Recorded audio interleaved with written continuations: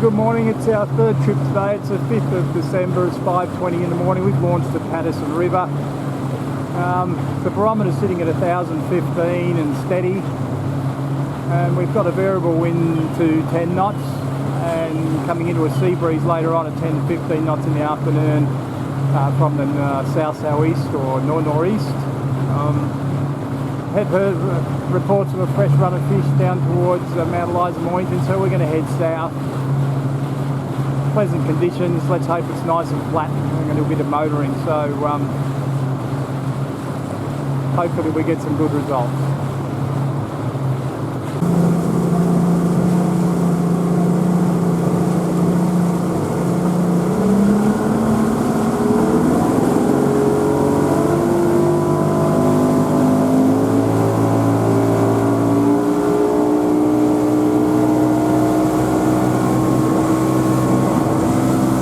Just cube burling. We've got to change tide about 7 o'clock, swing around from a high to a low.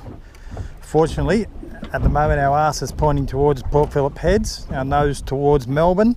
With an outgoing tide, the line should sit nicely. But it's not the first time we've had a tide change and a wind change at the same damn time. So we're hopeful. So we're well set up. We've been burling a little bit. I'm waiting for the tide to change to start burling a little stronger. And hopefully, of course, on the tide change, the fish will come on. Rigs very much. You'll hear a lot of different stories of different leaders and things that people are using. We use 15-pound line or 7 kilo if you like, straight to the hook. There it is there. Nothing fancy, no leader. Snapper cannot bite you off. They have peg teeth. They don't have teeth like us. So the line will slip between the pegs, and you can always give them a sinker like this. We just put a barrel sinker on, run straight down to the hook. Most of the time if they want something to munch on, they tend to be munching on that. So that's it, simple as that. Just a single hook. It's a circle hook, 5/0 circle hook, and a barrel sinker. That's it. Up and down the line. There is no swivel on there, it's straight to the hook. Okay, so what I'm doing now, I'm setting up the burley bomb. This little cage thing here.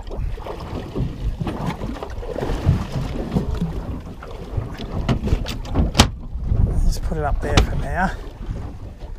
And in it, we're going to put this thing. A burley lock. It's wrapped up in plastic at the moment, so we give it a slice down that way, and then we give it a slice around the top so we can get that plastic off.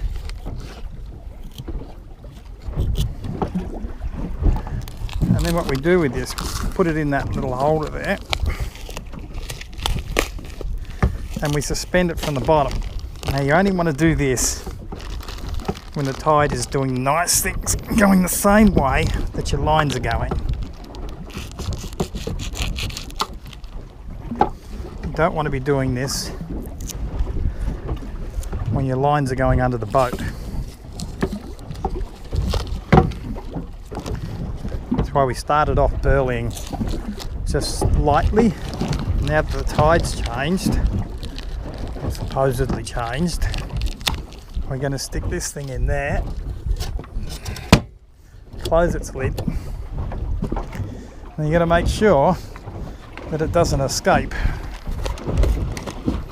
It's very good at getting the lid open when it's down on the bottom. So, just a little electrical tie.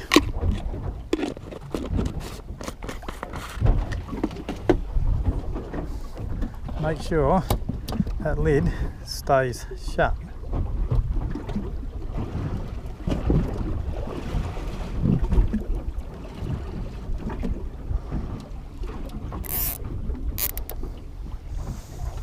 Then we have this piece of rope here,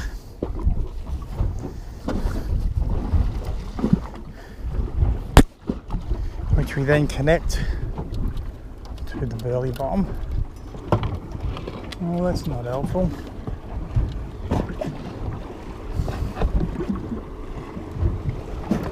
It's not helpful. full it all. Damn it, I'll have to start again because the wire is caught under the lid. Okay, so let's try it again.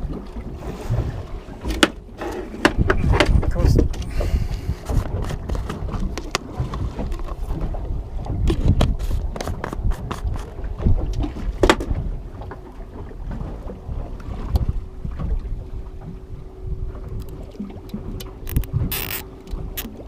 okay, then wire. Let's tie a granny knot on this thing, nothing special.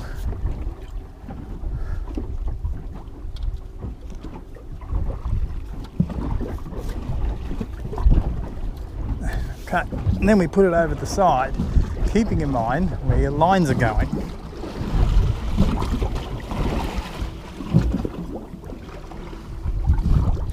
Now we are presuming that the tide is now moving out the back of the boat.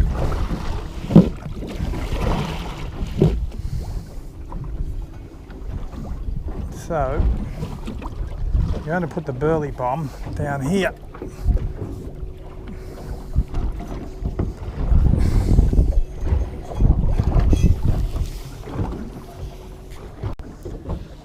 Okay, the burley bomb, if you look on the sounder there, is sitting around about that 14 metre mark. That's probably a little bit too high. We'll drop it down to, because we're in 18 metres of water, we'll drop it down to about there, which is 16. So that'll be nice. And we'll just leave that sit there. And we wrap it around a rod holder so it doesn't go anywhere. And that's it. That sets a permanent burley bomb 2 metres off the bottom. And we also have this burley here, of course, that I've been cubing over the top. So I've been burling a while. We're not losing a lot of baits, which would indicate that the snapper are there. They're just not feeding yet. But they won't let anything else feed either. So that's a good thing because it means we're not using baits. So the flatty are a good sign to whether there's snapper here or not. Now the flatty are not tremendously giving us a hard time. So we presume that there are snapper here. And we marked up good when we stopped, so we'll see how we go. Probably a flathead, but there's a bit of squid.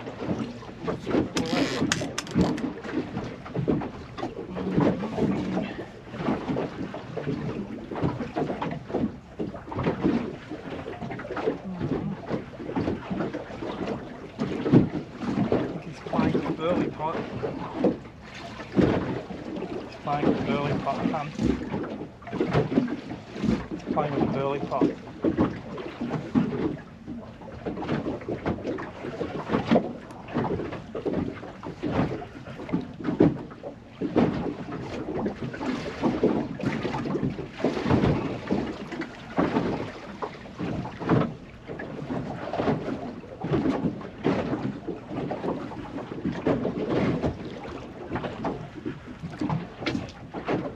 Flathead, it's a good one.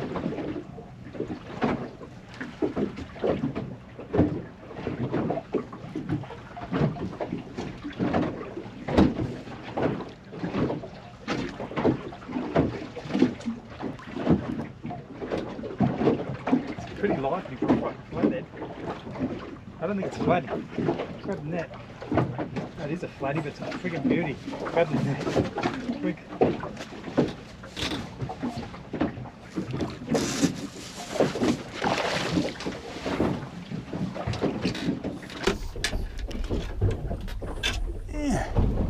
He's not bad. He's a nice big fat flathead. Not what we're after, but to tell you the honest truth, I'd rather eat one of them than a snapper any day.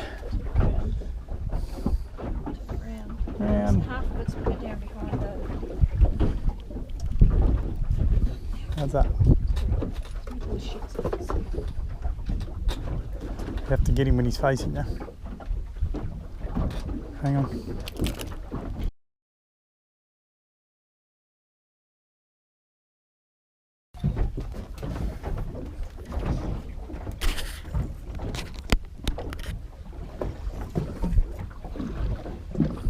Oh, yeah, small, nice. Yeah, it could be a small, yeah, it's a small gummy. That's what it is. You don't. How come some of these floors are really tight? I don't know, I found that too. Remember? I was trying to get it out. I fucking told you that happened, didn't I? Silver whitings.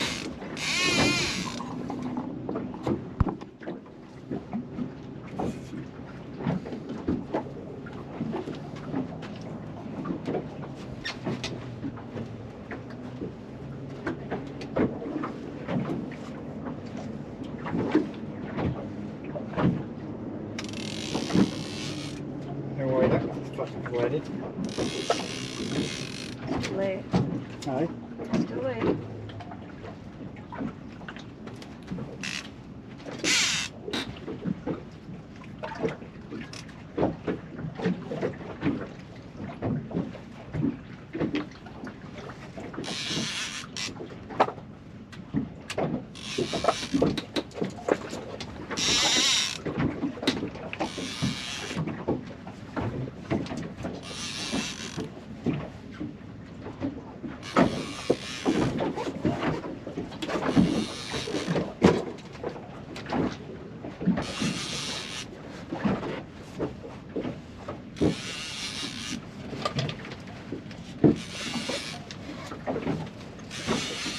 Very big.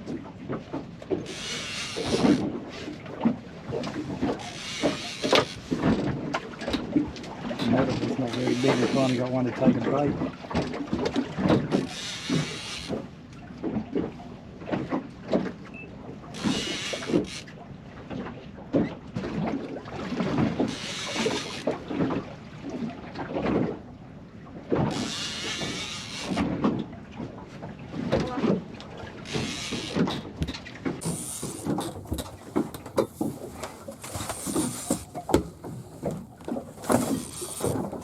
It's the wheel way out.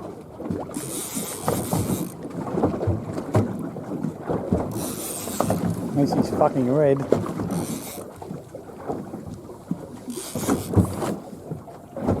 nice fish. Will do. Trying to get in the fucking net. Alright.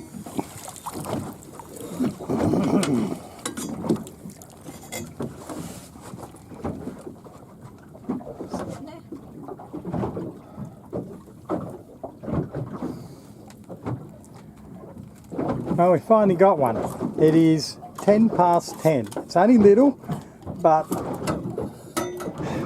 it tells us they've been there. They're just not feeding the little shits. But yeah, that'll do. He's a good fish.